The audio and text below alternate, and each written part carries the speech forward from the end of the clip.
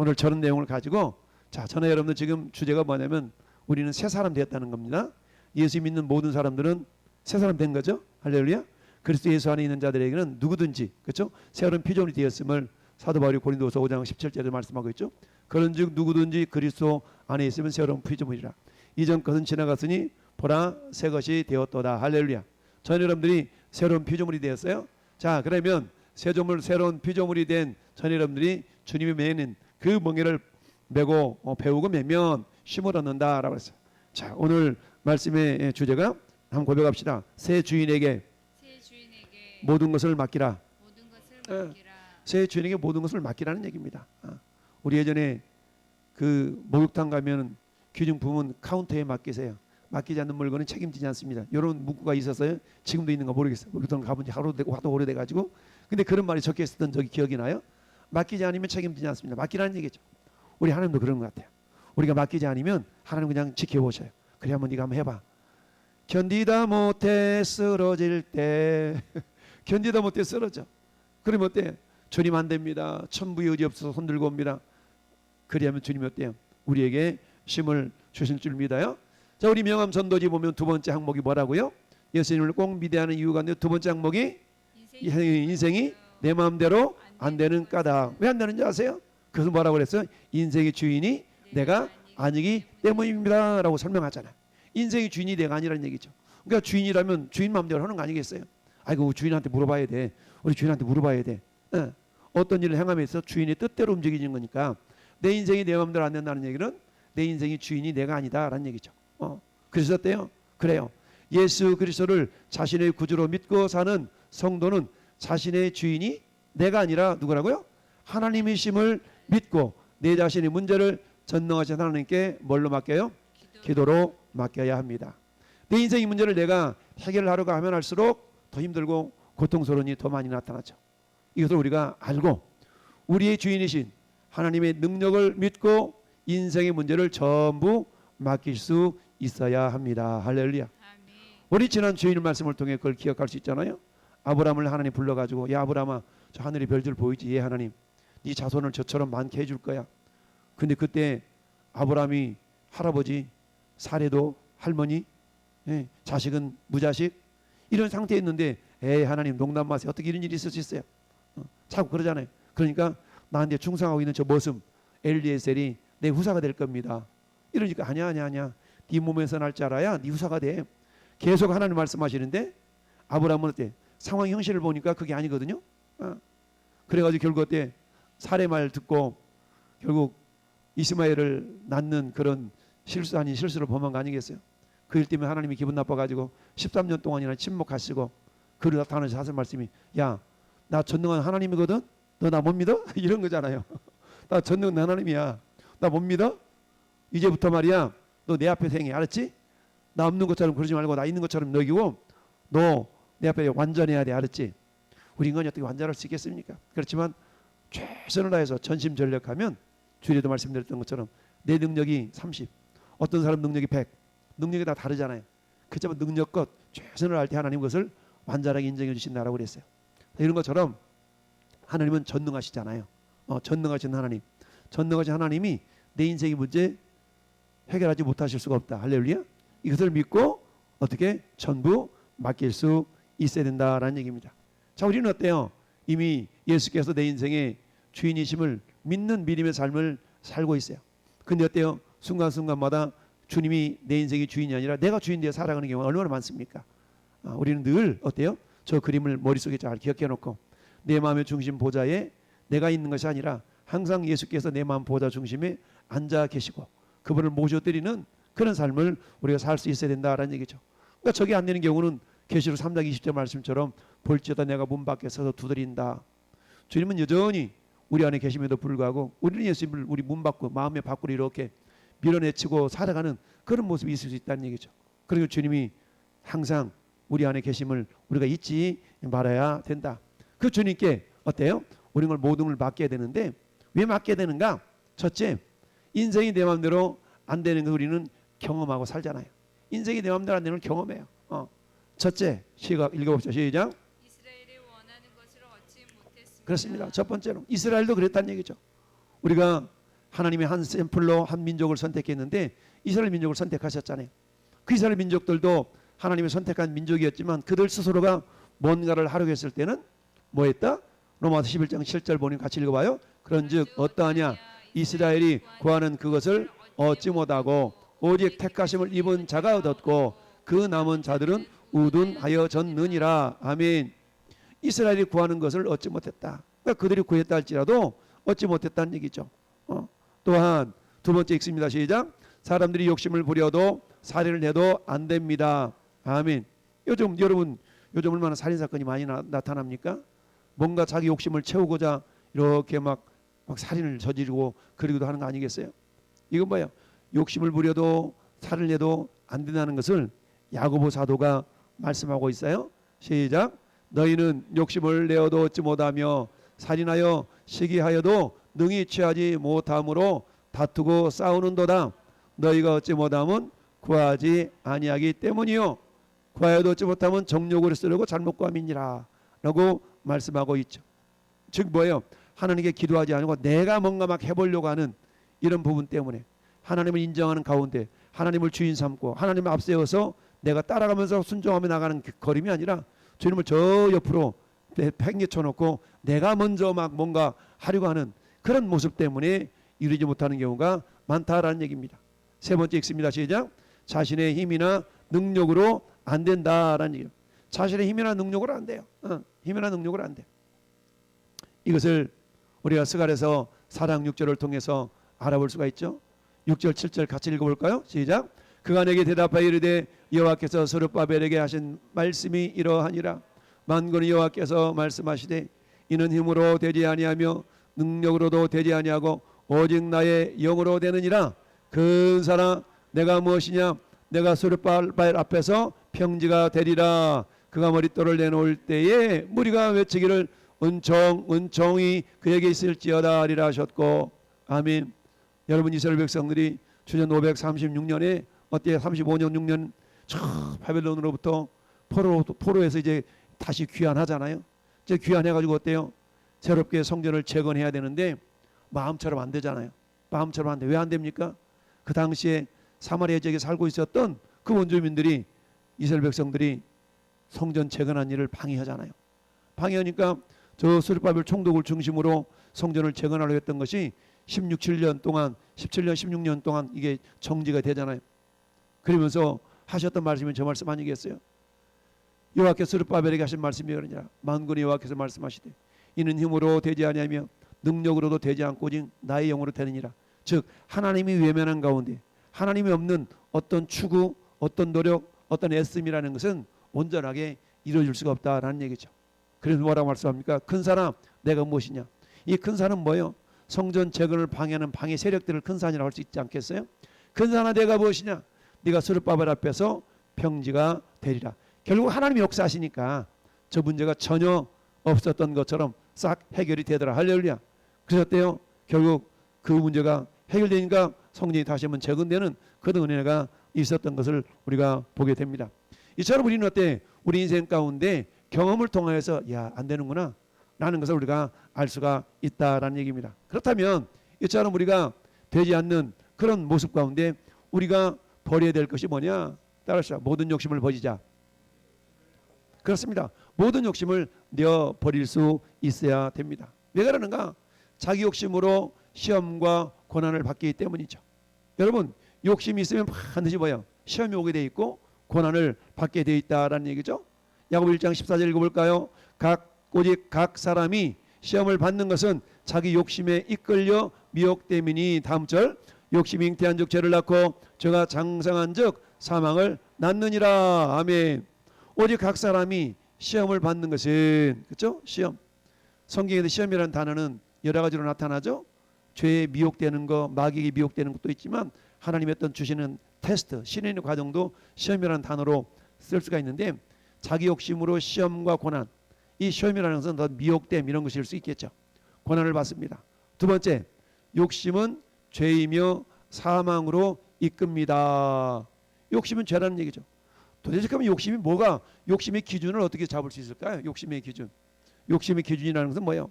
필요 이상을 구하는 것이 욕심 아니겠어요? 필요 이상. 필요를 구하는 것은 당연하지만 필요 이상을 구하는 것. 근데 성경은 또 뭐라고 말씀하세요? 하나님의 백성들은 하나님께서 필요를 아시기 때문에 굳이 구하지 않아도 그건 주신다는 또 말씀도 있잖아요. 그러니까 필요 이상의 것을 구하는 것을 우리가 욕심이라고 한다. 그러면 어때요? 그 욕심은 결국 뭐다? 죄다라는 얘기죠. 결국 그 죄는 어디로 이어질 수 있어요? 사망으로 이어질 수 있는 것을 우리가 알아야 된다. 세 번째 있습니다. 자기 뜻을 위해 욕심을 내도 안 됩니다. 아멘. 자기 뜻을 위하여 욕심을 내도 안 된다. 그러면 우리는 뭐예요? 먼저 주님의 나라와 의를 구할 수 있어야 된다라는 얘기죠. 너희는 욕심을 내어도 얻지 못하며 살인하며 시기하여도 능히 취하지 못함으로 다투고 싸우는구나. 너희가 얻지 못하면 구하지 아니하기 때문이요 구하여도 얻지 못하면 정욕으로 쓰려고 잘못 구함이라. 그러니까 내 욕심을 만족시키고자 하여 뭔가를 구하지 말라라고 말씀하고 있습니다. 네 번째 읽어볼까요? 욕심으로는 신앙의 열매를 맺지 못합니다. 아멘. 신앙의 열매를 욕심으로는 맺지 못한다라는 얘기입니다.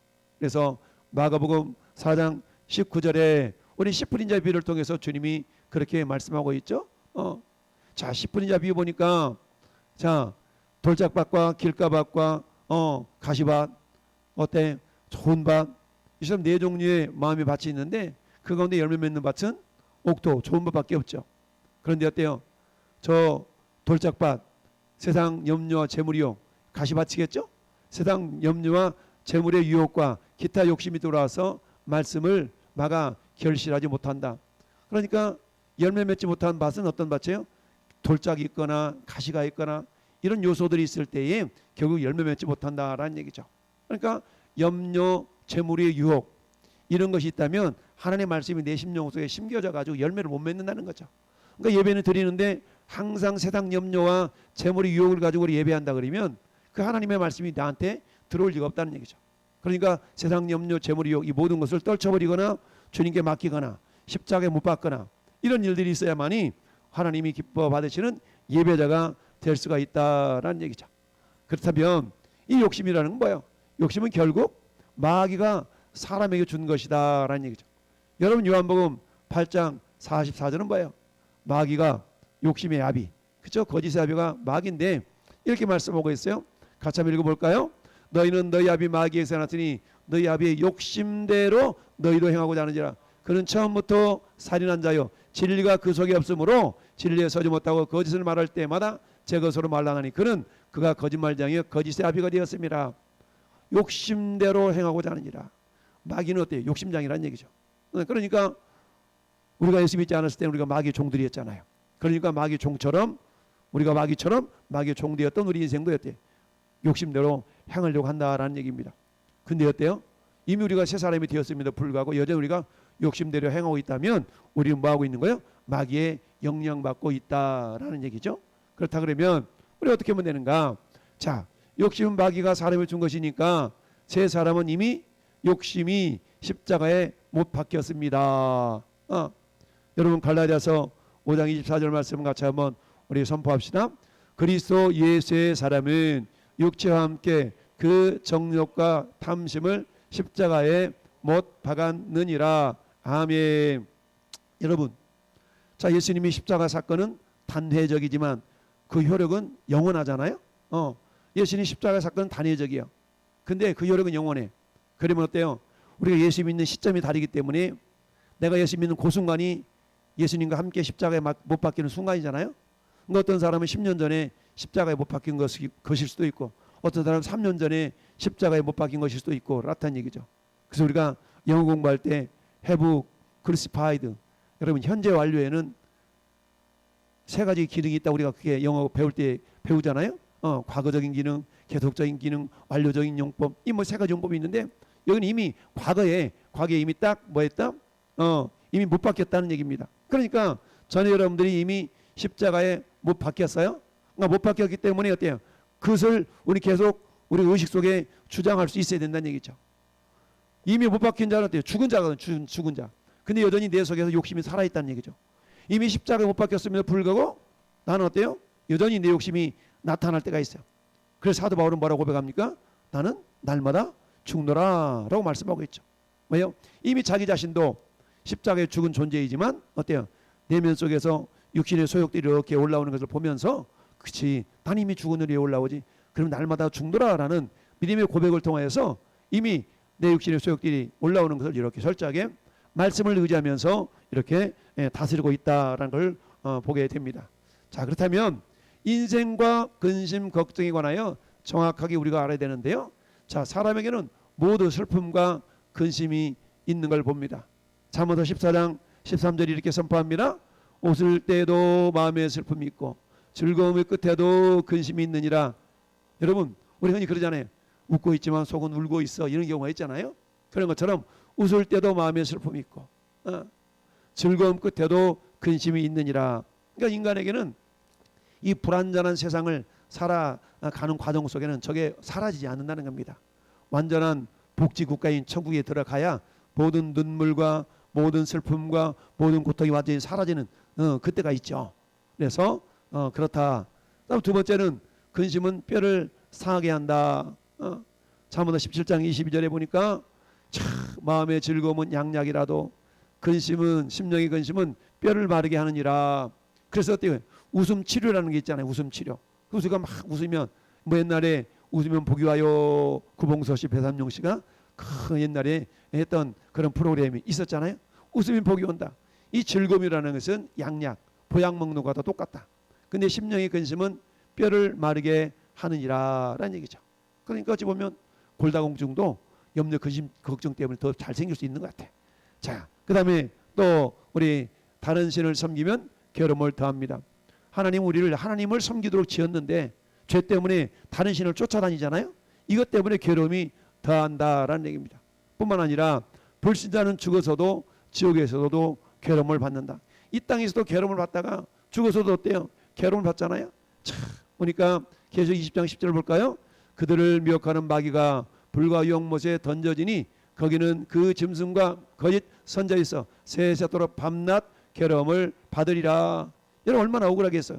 이 땅에서 사는 날들 동안에 그야말로 세상말로 지옥처럼 살다가 죽어서도 영원히 지옥 가버리면 어떻게 하겠어요? 너무너무 안타까운 거 아니겠어요? 그러니까 어떻게 해야 된다? 이처럼 이 땅에 사는 날들 동안에 저 불신자는 죽어서도 지옥에서 괴로움을 받는데 그러면 내 이웃, 내 가족 가운데 여전히 불신 가운데서 이 땅에서도 세상말로 심란하게 살다가 죽어도 지옥 가면 안 되잖아요. 그러니까 뭐 해야 된다고요? 지옥 가지 않도록 우리가 전도해야 된다라는 얘기입니다.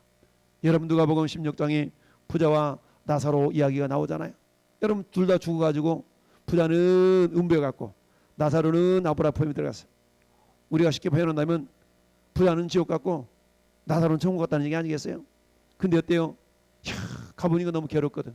그래서 부자가 하는 소리가 아브라함이 이 땅에 내 형제 5명 있는데 그들이 고통받는 곳에 오지 좀 않도록 저 나사로를 보내가지고 좀 얘기 좀 해달라고 그러지 않겠어요?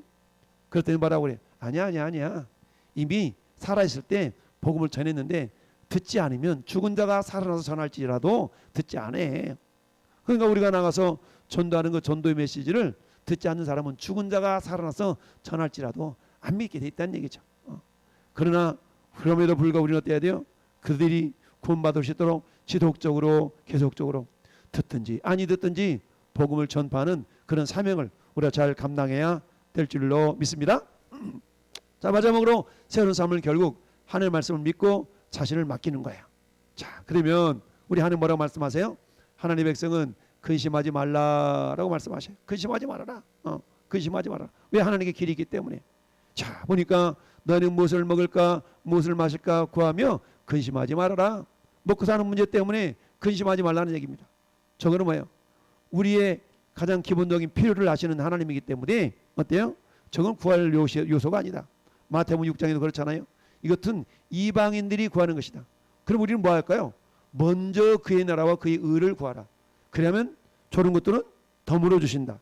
그러니까 하나님의 백성들이 살아가는 방식과 세상 사람들이 살아가는 방식이 다르다는 겁니다. 세상 사람들은 어때요? 먹고 사는 것을 위하여 구하는 그런 삶을 살아가지만 우리는 어때요?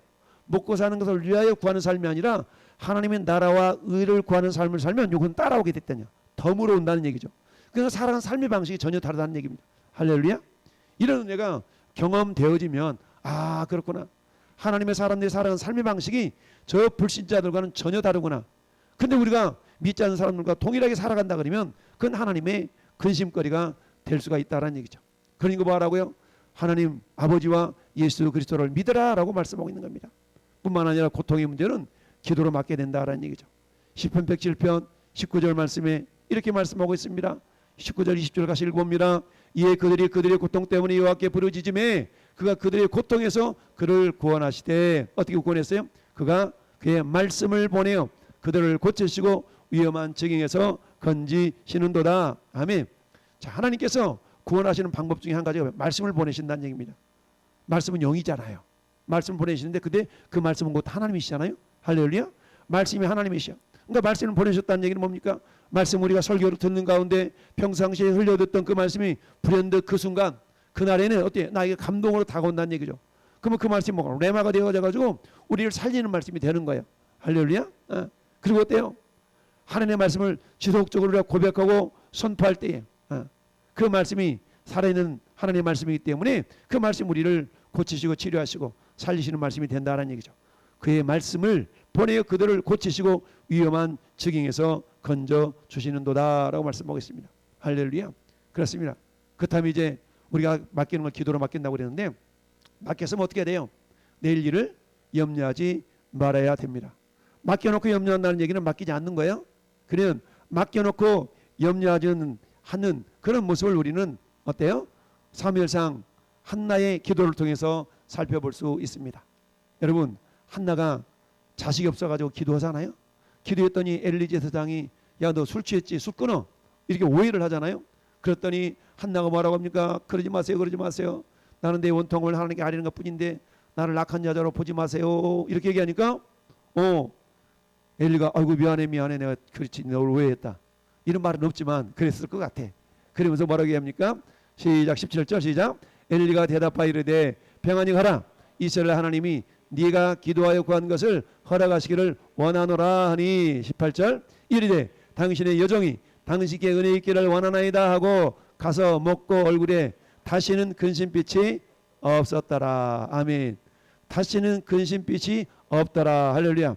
이건 뭐예요? 기도로 맡긴 사람의 삶의 모습인 겁니다. 기도로 맡겼다면 하나님께 들응답하실 걸 믿고 어때요? 근심빛이 없고 하나님의 때를 기다리는 거죠. 그래서 우리가 흔히 포기하지 말고 포기하자라고 그랬죠. 한번 고백할까요? 기도하고 기대하고 기다리면 기적이 일어난다. 하나님을 기대하는 마음으로 기도하면 반드시 인내하고 기다릴 때 기적이 일어난다라는 얘기입니다. 그래서 기도하고 기대하고 기다리면 반드시 하나님이 기적을 행하신다. 오늘 우리 모든 염려 주님께 맡기는 그런 믿음의 주인공들 되어져서 우리 삶의 현장 가운데 과연 하나님이 이렇게 역사하셨노라고. 여러분 사무엘상 2장에 가면 한나가 하나님이 어떻게 역사하셨는가를 찬양하는 찬양시가 나오잖아요. 이런 것처럼 우리가 날마다 주님께 우리 인생을 맡겨드림으로 하나님의 응답하심이 전의 삶 속에 나타나서 야 이렇게 하나님이 역사하셨노라고 고백하며 자랑하는 간증의 주인공들이 될 수 있기를 예수님의 이름으로 축원합니다.